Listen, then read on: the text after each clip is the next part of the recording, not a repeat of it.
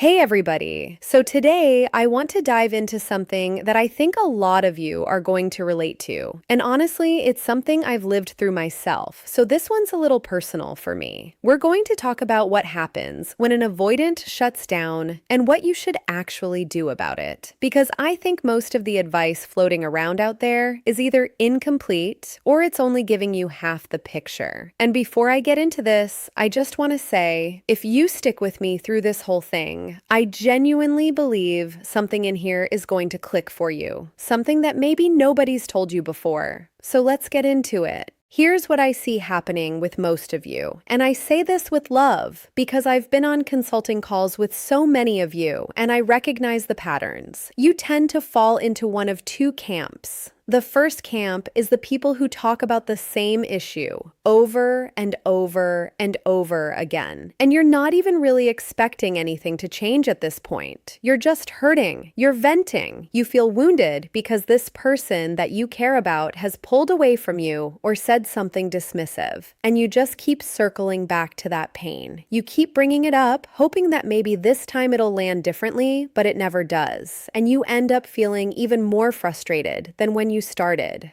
The second camp, and honestly, I think this one might be even more common based on the people I've worked with, is the silent camp. You don't say anything at all. When your avoidant partner shuts down, you just quietly wait. You give them all the space in the world. You tiptoe around them, and then when they eventually come back, you just pick up where you left off, like nothing happened. And I want to be really honest with you about why that's a problem, because I lived this from the other side. I used to be avoidant, and when I would shut down and the people around me just let me be, just accepted it as, oh, that's just how she is, she's kind of distant, sure, I would eventually feel better. I'd calm down, I'd come back around. But here's the thing nobody talks about. I never actually grew. I never learned anything. I just stayed the exact same version of myself, cycling through the same patterns over and over again, because nobody ever challenged me on it.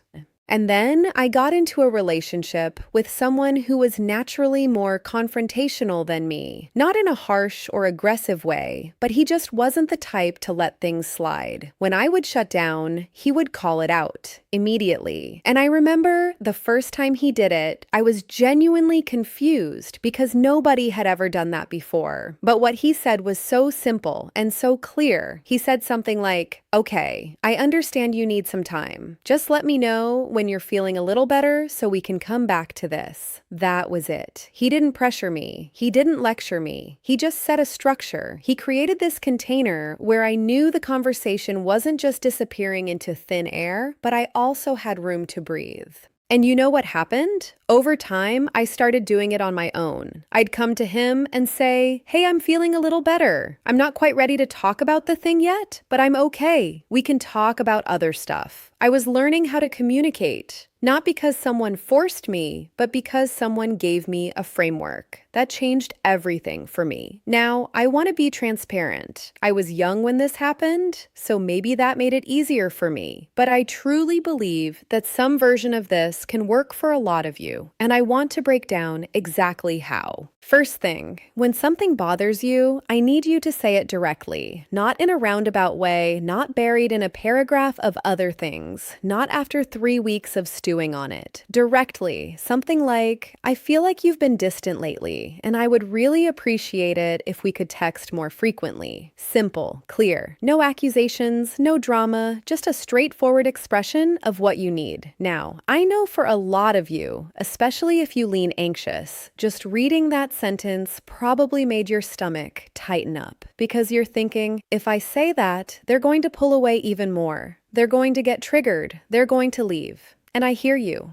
I really do. If you need to build up to that kind of directness, that's completely fine. Give yourself that grace. But understand that at some point, you have to say it. You cannot just never say it and expect things to magically change. It won't happen. And for my fearful avoidants out there, your version of this is a little different and honestly a little trickier. What usually happens with you is that internally you feel anxious, but outwardly you behave avoidantly. So you might be panicking on the inside, thinking, if I bring this up, they're going to misunderstand me. We're going to fight. It's going to be a whole thing. And so instead of saying anything, you just dip out. You pull away. And the confusing part is that you might label that as anxiety, but what you're actually doing is avoiding. That's what makes being a fearful avoidant so disorienting. Your feelings say one thing, but your behavior does the opposite.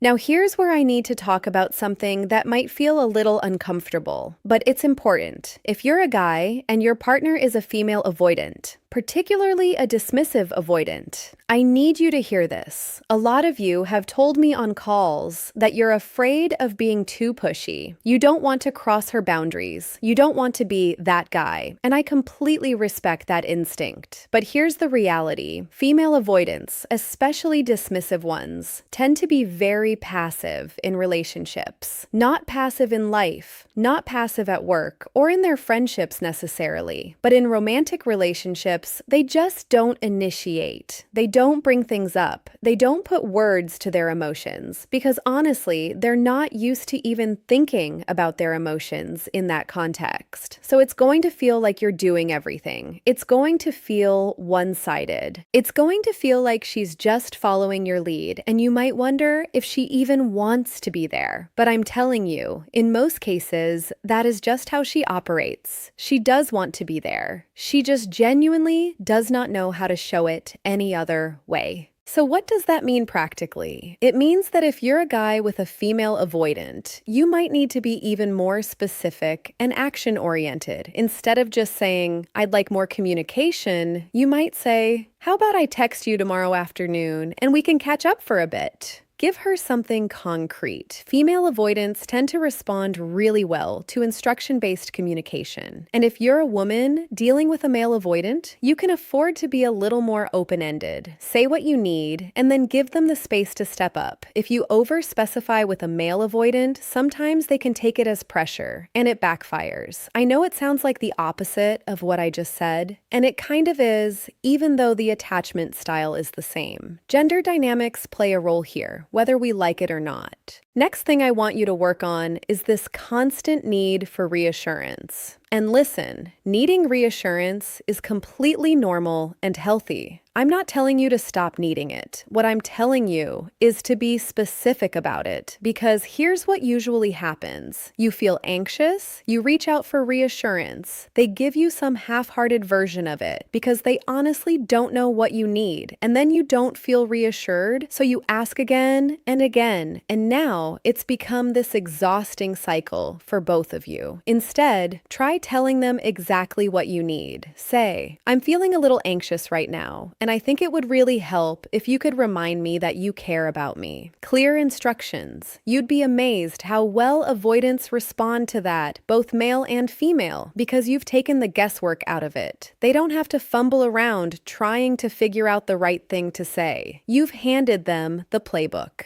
Here's another big one. If there's a part of you that knows this person cares about you, stop fighting it. I know you're scared. I know you're afraid of being blindsided, of looking foolish, of investing in something that might crumble. But if deep down you can see it, if their actions are showing you something, even when their words are confusing, let yourself accept that. You don't have to tell them. You don't have to announce it. In fact, with avoidance, sometimes declaring things too early can trigger them. But internally, let yourself believe it, because when you carry that quiet confidence, it changes the entire energy of the relationship. They can feel it, and it makes them feel safer, which makes them less likely to shut down in the first place. And speaking of shutting down, please hear me when I say this. Do not take their triggers personally. I know it's hard. I know when someone you love says, "We're not even in a relationship," or "I don't have feelings for you." It feels like a knife in the chest. But then you look at the reality. They're at your house every other day. They're texting you. They're showing up. Their actions are telling you a completely different story than their words. With avoidance, actions are almost always more reliable than words, especially when emotions are running high. When they're flooded, when they're stressed, when life is overwhelming them, they say things they absolutely do not mean. They push people away as a reflex, not as a decision. If your partner is going through finals, dealing with work stress, handling some major life transition, and suddenly they're saying hurtful, dismissive things, understand that it's the stress talking. It's not about you.